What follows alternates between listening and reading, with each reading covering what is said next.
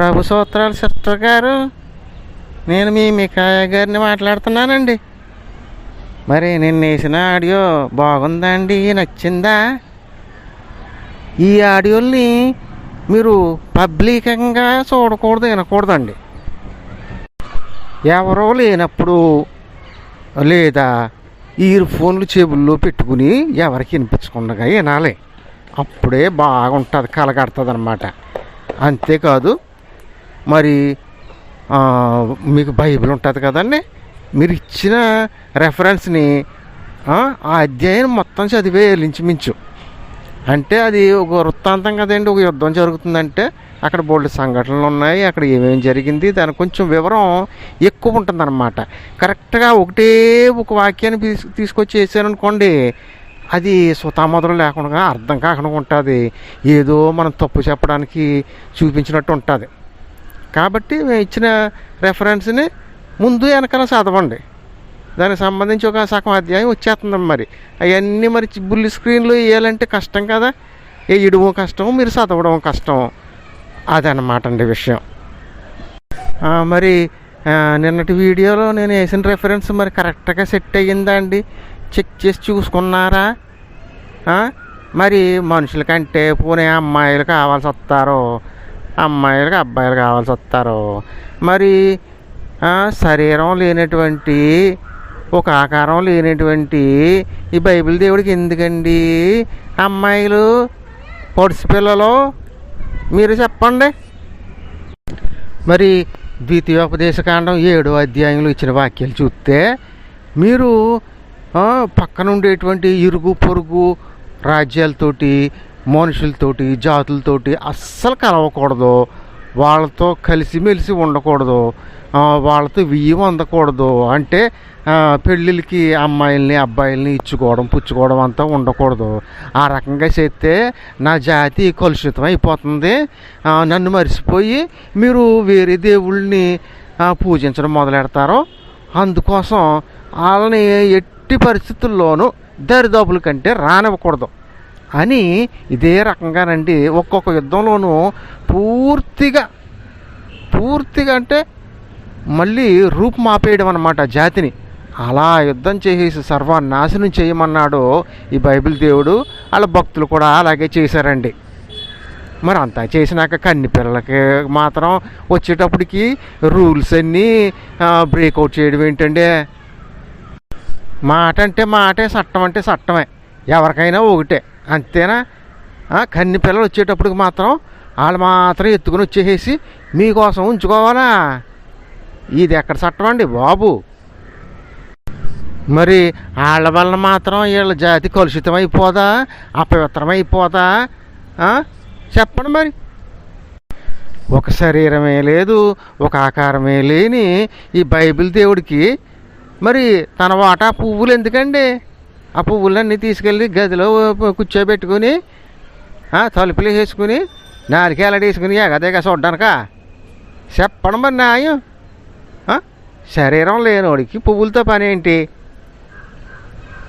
కరెక్టేనా అడిగేది? మరి దీన్ని బట్టి మీకు అర్థమవుతుందా అండి? ఆడవాళ్ళు అంటే వీళ్ళు ఎంతవరకు భోగ వస్తువులుగా చూస్తున్నారో, ఆట వస్తువులుగా చూస్తున్నారో, మీకు ఏ పాటి విలువిచ్చారు మీకేమైనా అర్థం అవుతుందా? అందుకని ఇవన్నీ ఏర్పాటుగా కూర్చొని వినమన్నాను, హెడ్ సెట్ పెట్టుకుని వినమన్నాను. అది ఇవాళ మీకు ఇంకో కథ చెప్తానండి. అదేంటంటే, ఇశ్రాయేలీ జాతిలోనే మరి మేము పరిశుద్ధులము, పరిశుద్ధ బిడ్డలము, దేవుని అడ్డలం అంటాడు కదా.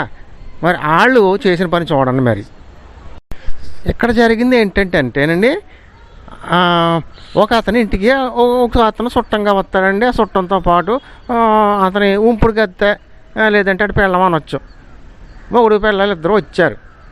వచ్చేటప్పటికి వీళ్ళు ఇంట్లోకి రావడం చూసే ఊరోళ్ళు, ఎవరో అతను ఇంటికి వచ్చిన అతను ఎవరో ఇలా బయటికి పంపించు, మేము అతను ఎరగాలి అంటాడు. మరి నేను అన్నమాట మీకు ఏమర్థమయ్యిందండి? ఎరగడం అంటే ఏంటి? వచ్చినోడు ఆడ మగ మంచిగా చెడ్డ, నీకు చుట్టమా సూపా ఏంటి, నీతో సంబంధం ఏంటి, నీ చుట్టం ఎవరని తెలుసుకోవడానికి కదా. మరి మా ఊళ్ళో అయితే అలాగే అర్థమండి. మరి ఆళ్ళూళ్ళు అయితే ఆ మాటకి అర్థమే వేరండి. అంటే మగోడినే బయటికి లాగేసి అని చెరిపేస్తారంట దొంగ సచ్చినోళ్ళు. మరి ఇశ్రాయేలు బిడ్డలో దేవుని అడ్డలో అన్నవాళ్ళు చేసే పని చూసారా? మగోళ్ళనే రేపు చేసేస్తారంట. సచ్చినోళ్ళు వీళ్ళు జమ్మడిపోనా. మీకు ఇంకా నమ్మకం రాలేదు కదా? నేను చూపిస్తాను వాక్యం, దేవుని పరిశుద్ధ వాక్యం చూపిస్తాను. మరి దేవుని బిడ్డలో వాళ్ళు చేసిన పని ఏంటో మీరే చూడండి, చదవండి ఈ వాక్యంలో. ఇదిగో మరి ఇదిగోనండి. మరి న్యాయాధిపతులు 19వ అధ్యాయం 22వ వాక్యం అండి. ఇది కథ అంతా చెప్పాలంటే మళ్ళీని ఆ పేర్లకి మనకు నోటికి తెరవండి, అర్థమై సావదు. కాబట్టి మీరు కొంచెం టైం తీసుకుని అది వివరంగా చదవండి అధ్యాయం అంతాను. వివరం ఏంటంటే అసలు విషయం ఏంటంటే చెప్పాను కదా, ఒక ముసలి అతని ఇంటికి చుట్టాలు వస్తారండి. అతను ఎవరో పొరుగతను ఆడి పిల్లలతో వస్తాడు. వీళ్ళందరూ కూడా బెన్యామీనీయులు అనమాట. కేకేసుకున్న వాళ్ళు. తర్వాత ఇంట్లోకి తీసుకెళ్ళి అతను బొబ్బెట్టి రాత్రి పడుకోబోయే టయానికి ఆ ఊర్లో ఉండే కొంతమంది పోకిరీలు అంటే వచ్చి తలుపు కొట్టి, నీ ఇంటికి వచ్చింది ఎవడో, ఆడికి బయటికి పంపించు, ఆడెవడో మేము తెలుసుకోవాలి అంటే చెప్పాను కదండి. తెలుసుకోవడం అంటే అది వేరే రకం అనమాట. అది మేము ఆడిని మానభంగం చెయ్యాలి అని అర్థం అనమాట. అది మొన్న మాటేనండి. ఆ తర్వాత చదివితే మీకు బాగా అర్థం అవుతుంది అనమాట. అందుకని చెప్పాను కదా, షార్ట్గా చదవండి. ఒక్కో మాట అర్థం చేసుకుని చదవండి. అలాగంటే అలా కాదయ్యా, అతను వచ్చినోడు మా ఇంటికి చుట్టమయ్యా, చుట్టాన్ని తీసుకెళ్ళి చెరుపుతానంటారేంటి మీరు? అంతకన్నా కావాలితే నా కూతురు ఉంది, నా భార్య ఉంది, కావాలితే వాళ్ళని నేను బయటికి పంపించేస్తానని ఇష్టానుసారంగా చేసుకోండి, ఇంక నేను ఏం చేస్తానో ఏమంటాను చెప్పండి మరి అంటాడు. కానీ వాళ్ళకి అదేం కుదరదు, వచ్చినోడినే పంపించాలి, మగోడిని పంపించాలంటాడు. మరి నేను చెప్తున్నాను, ఈ ఇశ్రాయేలు జాతి మధ్యనే ఒక ఆడపిల్ల అంటే ఎంత అలుసు కాకపోతే నేను బయటికి పంపిస్తాను మా ఆవిడని నా కూతుర్ని, వాళ్ళు ఇష్టానుసారంగా చేసుకోండి అనేసి పంపించాడంటే మరి ఆడదాన్ని ఎంతకాడకి ఒక భోగ వస్తువుగా మరి వాళ్ళు వాడుకున్నారు. మరి దీనికంతా వాళ్ళ దేవుడు అనుమతి ఇచ్చాడు, చూస్తానే ఉన్నాడు, కళ్ళు అప్పగించుకుని చూస్తానే ఉన్నాడు అనేది మీకు అర్థమవుతుందా? ఇది తప్పురా అని చెప్పేసి అడ్డం వేయడం చేత కాలేదు వాడికి. మరి మగోళ్ళనే రేపు చేసే అంతకాడకి కామ వికారం పెరిగిపోయిందంటే దేవుని బిడ్డల్లోనూ మరి బైబిల్ దేవుడు ఏం చేస్తున్నాడో. ఎలాగైతేనండి మరి వచ్చిన చుట్టం యొక్క భార్యనే బయటికి పంపిద్దాం అని చెప్పేసి తీర్మానం చేసుకున్నారో ఆ మనిషిని బయటికి పంపించారండి. ఎందుకంటే ఆడ మనిషే కదా మరి సులకనక్కడ అంత లోకు. ఆఖరికి ఆ మనిషిని వాళ్ళు కూడా తీసుకెళ్ళిపోయి వాళ్ళు ఉన్న చోటుని ఆ రాత్రి అంతా మరి ఎంతమంది ఆ పిల్లని కలిసి పాడు చేశారో, సర్వనాశనం చేశారో. కానీ మన ఊళ్ళో ఏదో కానీ అంటారు కదా, అందరికి వెళ్ళి ఒకే అమ్మాయిని చెడిపోయడం, గ్యాంగ్ రేప్ అనమాట. ఆ గ్యాంగ్ రేప్ చేసేసేటప్పటికి ఆ పిల్ల పొద్దునకంతా చచ్చిపోయిందనమాట. అక్కడ దాకాలాగా లాక్కుంటా పీక్కుంటా వచ్చేసి గడప మీద పడి చచ్చిపోయిందమ్మ.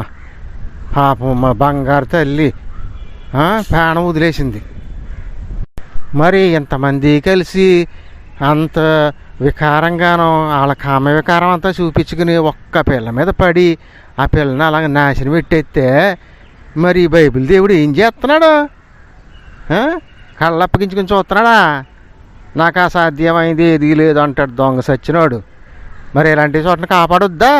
ఆ పిల్ల అంగలార్చి ఉంటుందా లేదా? దేవుడా దేవుడా ఎక్కడున్నావు, నన్ను ఎక్కడన్నా ఉంటే కాపాడొచ్చి అనేసి గొళ్ళు మన గోలెట్టి ఉంటుందా లేదా? అలాంటి ఏమి చెవుని పడవ వీడికి. సరేలేండి. ఇప్పుడు ఏమైందంటే ఆ పిల్ల మొగుడు లేచి ఆ పిల్లని 12 ముక్కల కింద కోసేసాడంటండి. కోసేసి కథ చిన్నగా చెప్తున్న, టైం ఎక్కువైపోయింది కూడాను. తర్వాత దీని వెనకాల యుద్ధం ఉందండి, అది వేరే కథ అయిపోతుందండి. యుద్ధంలో మొత్తానికైతే ఈ తప్పుడు పని చేసిన వాళ్ళు అయితే మాత్రం బెన్యామీను గోత్రీకులండి. అదే 12 గోత్రాలు ఆఖరు ఉన్నాడు కదండి బెన్యామీను, వాళ్ళ సంతానం అన్నమాట. అప్పుడు ఆ బెన్యామీనీలకి మిగిలిన 11 గోత్రాల వాళ్ళకి యుద్ధం వస్తుంది. యుద్ధంలో చివరికి బెన్యామీనీలే నెగ్గుతారండి. ఒకసారి 2 సార్లు దేవుడు చెప్పి కూడా, అదే బైబిల్ దేవుడు చెప్పి కూడా అన్యాయం చేసిన వాళ్ళే, పాపం చేసిన వాళ్ళే నెగ్గారండి. మరి ఆ రోజుల్లోనే అలాగుంటే ఇంక ఈ రోజుల్లో ఏం చెప్పాలి చెప్పండి. అది వేరే కథని తర్వాత చెప్తాను.